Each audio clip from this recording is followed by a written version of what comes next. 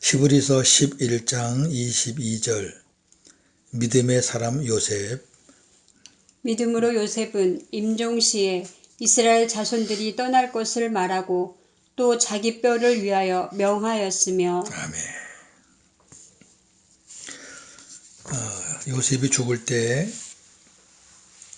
이스라엘 백성들에게 출애굽할 것을 말하였고 앞으로 될 일이죠. 그리고 출애굽할 때 자기 시신을 가지고 갈 것을 명하였습니다.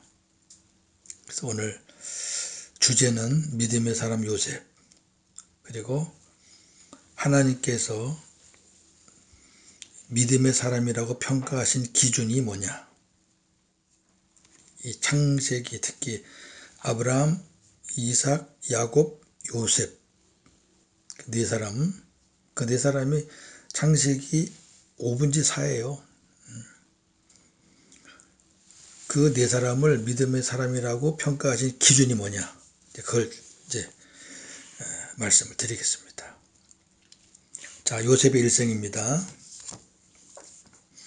창세기 30장과 37장에서 50장까지가 요셉입니다.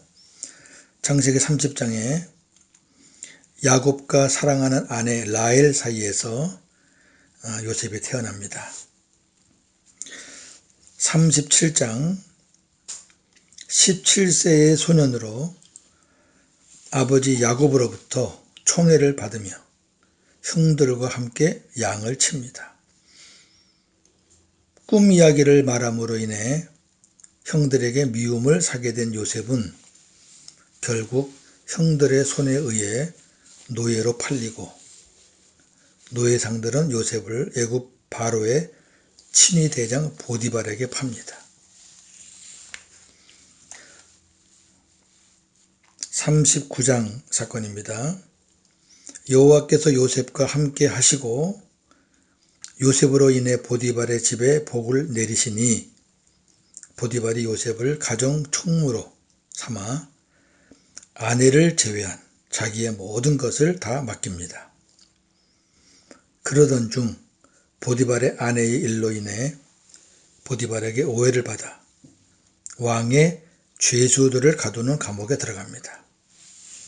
여호와께서 요셉을 통해 간수장에게 은혜를 주심으로 간수장이 감옥의 재반 사무를 요셉에게 다 맡깁니다. 요셉이 가는 곳은 여호와께서 그와 함께 하심으로 어디든 형통하였습니다.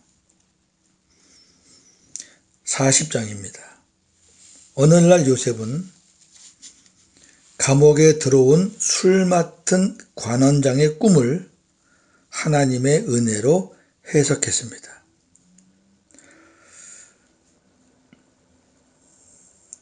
요셉은 술 맡은 관원장에게 당신이 복직하게 되면 나의 추록을 도와달라. 나는 무죄하다. 그렇게 부탁했습니다. 그러나 그는 요셉의 해몽대로 복직되었으나 요셉을 까맣게 잊고 맙니다. 이 사건이 참 요셉에게 억울한 것 같아도 전화위복이 되는 겁니다. 41장 내용이 굉장히 많습니다. 만 2년이 지난 어느 날 바로가 꿈을 꾸었는데 애굽 온 땅에 바로가 꾼 꿈을 해석하는 자가 하나도 없었습니다. 그때 2년 전 일이 생각난 술 맡은 관원장이 바로에게 나아가 요셉을 추천하였고 요셉이 바로 앞에 가서 바로가 꾼 꿈을 하나님의 은혜로 해석함은 물론 앞으로 일어날 일에 대한 대비책까지 상세히 말하자 바로가 요셉을 애굽의 총리로 세웁니다. 그때 요셉의 나이 30세입니다. 자, 왜 술 맡은 관원장이 까맣게 잊어버린 것이 전화위복인가 하니 애굽의 관직을 얻으려면 만 30세가 돼야 됩니다. 당시 큰 나라들은 다 거의 공통적이라고 그렇게 기록이 되어 있습니다. 2년 전에 감옥에서 나왔다고 해도 요셉은 그저 집에 돌아가는 길밖에 없었겠죠. 그 나이에. 그러나 하나님의 계획은 달랐습니다. 정확하게 2년 만에 하나님이 바로에게 꿈을 주고 하나님이 준 거죠. 그리고 하나님이 요셉을 통해서 풀고 그리고 요셉을 불러서 나이를 보니 30세. 그래서 적법적으로 합법적으로 총리가 됩니다. 이게 바로 전화위복이죠. 요셉은 바로의 신뢰 속에 다가올 기근에 대해 철저하게 준비합니다. 요셉은 애굽 제사장의 딸과 결혼하여 므낫세와 에브라임을 얻습니다. 이게 다 41장의 내용입니다. 제일 풍성합니다. 42장에서 44장 가나안 땅에 기근이 오자 야곱의 아들들 즉 요셉의 형제들도 곡식을 사러 애굽으로 오게 되었고 드디어 요셉을 만나게 됩니다. 요셉은 형들을 알았지만 형들은 애굽의 총리가 된 요셉을 알 수가 없었습니다. 당연하죠. 죽은 줄 알았으니까. 요셉은 여러 방법으로 형들을 테스트하며 가족의 안부를 파악합니다. 아버지 야곱의 살아계심을 확인하고 유일한 동생 베냐민을 만난 요셉은 방에 들어가서 통곡을 합니다.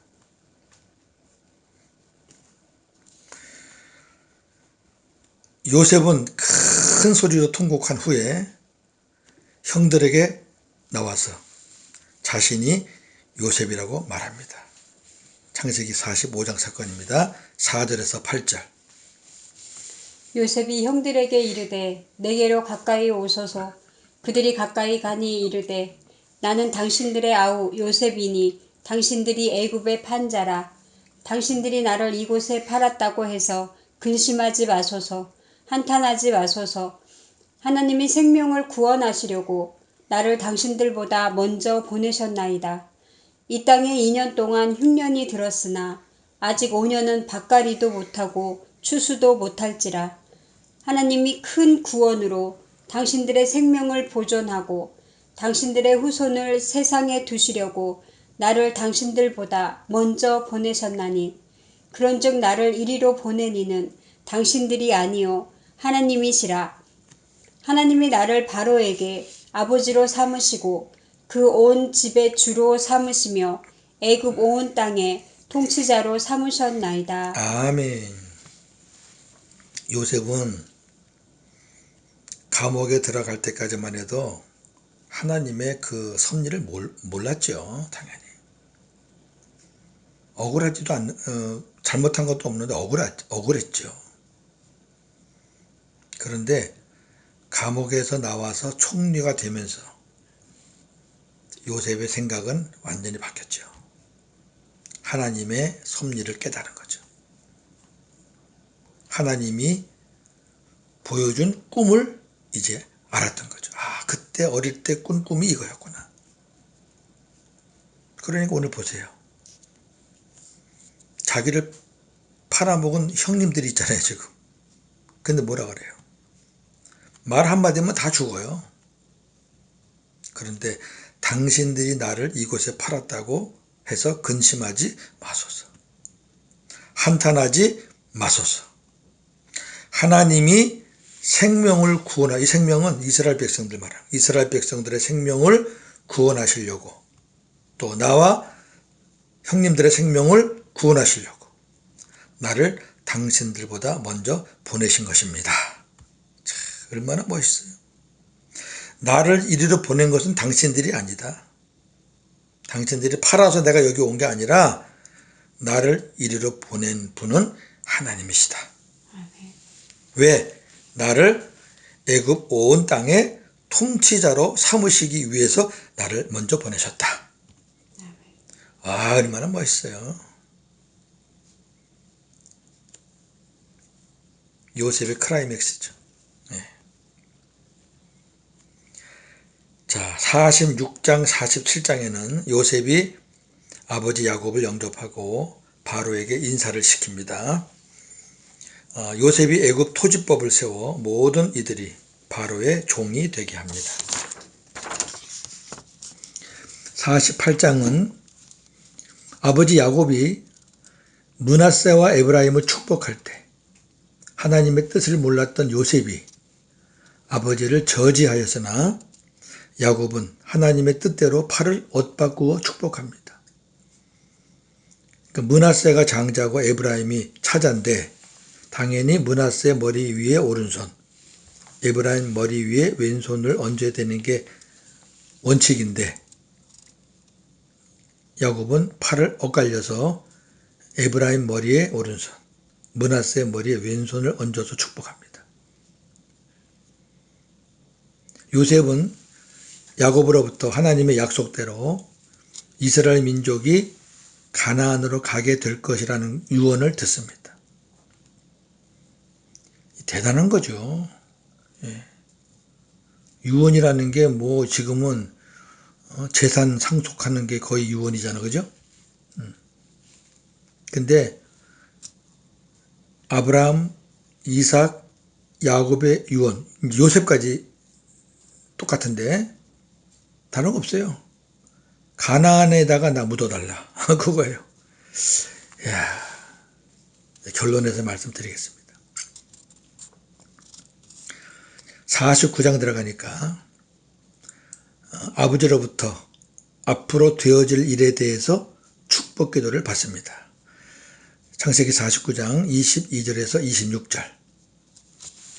요셉은 무성한 가지 곧 샘 곁에 무성한 가지라. 그 가지가 담을 넘었도다. 활 쏘는 자가 그를 학대하며 적개심을 가지고 그를 쏘았으나 요셉의 활은 도리어 굳세며 그의 팔은 힘이 있으니 이는 야곱의 전능자 이스라엘의 반석인 목자의 손을 힘입음이라. 내 아버지의 하나님께로 말미암나니 그가 너를 도우실 것이요 전능자로 말미암나니 그가 내게 복을 주실 것이라. 위로 하늘의 복과 아래로 깊은 샘의 복과 젖먹이는 복과 태의 복이로다. 내 아버지의 축복이 내 선조의 축복보다 나아서 영원한 산이 한 없음같이 이 축복이 요셉의 머리로 돌아오며 그 형제 중 뛰어난 자의 정수리로 돌아오리로다. 아멘. 유다의 축복과 요셉의 축복이 제일 멋있죠. 유다의 축복은 메시아의 반열에 쓴 축복이고 요셉의 축복은 장자의 축복입니다.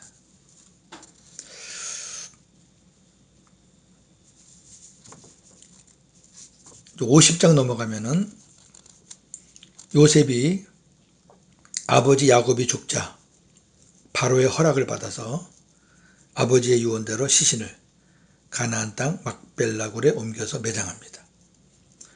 아버지가 죽은 후 요셉의 형들이 요셉을 두려워하자. 그렇죠. 아이고 이제 아버지 때문에 우리 봐줬는데 큰일 났다. 요셉이 형들을 안심시킵니다. 그러니까 처음에 가졌던 마음이 변함없다는 거예요. 창세기 50장 18절에서 21절. 그의 형들이 또 친히 와서 요셉의 앞에 엎드려 이르되 우리는 당신의 종들이니이다. 요셉이 그들에게 이르되 두려워하지 마소서. 내가 하나님을 대신하리이까. 당신들은 나를 해하려고 하였으나 하나님은 그것을 선으로 바꾸사 오늘과 같이 많은 백성의 생명을 구원하게 하시려 하셨나니 당신들은 두려워하지 마소서. 내가 당신들과 당신들의 자녀를 기르리이다 하고 그들을 간곡한 말로 위로하였더라. 아멘. 오히려 요셉이 간곡한 말로 위로했대요. 여기 멋있는 말씀이 있죠. 당신들은 나를 해하려 했으나 하나님은 그것을 선으로 바꾸셨다. 우리 로마서에 있는 말씀, 8장에 있는 말씀, 하나님의 자녀들은 합력해서 선을 이루게 하신다. 그 말씀이죠.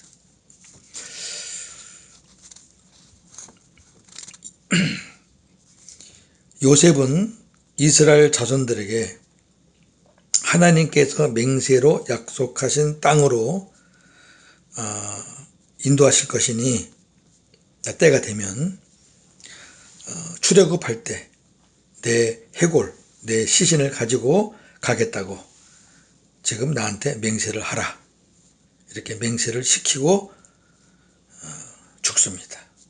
창세기 50장 24절에서 26절. 요셉이 그의 형제들에게 이르되 나는 죽을 것이나 하나님이 당신들을 돌보시고 당신들을 이 땅에서 인도하여 내사 아브라함과 이삭과 야곱에게 맹세하신 땅에 이르게 하시리라 하고 요셉이 또 이스라엘 자손에게 맹세시켜 이르기를 하나님이 반드시 당신들을 돌보시리니 당신들은 여기서 내 해골을 메고 올라가겠다 하라 하였더라. 요셉이 110세의 죽음에 그들이 그의 품에 향 재료를 넣고 애굽에서 입관하였더라. 아멘. 이거 평범한 것 같잖아요. 그죠? 그런데 오늘 본문이 요 부분을 요셉이 믿음으로 행했다고 칭찬을 합니다. 다시 한번 본문 히브리서 11장 22절. 믿음으로 요셉은 임종시에 이스라엘 자손들이 떠날 것을 말하고 또 자기 뼈를 위하여 명하였으며. 아멘.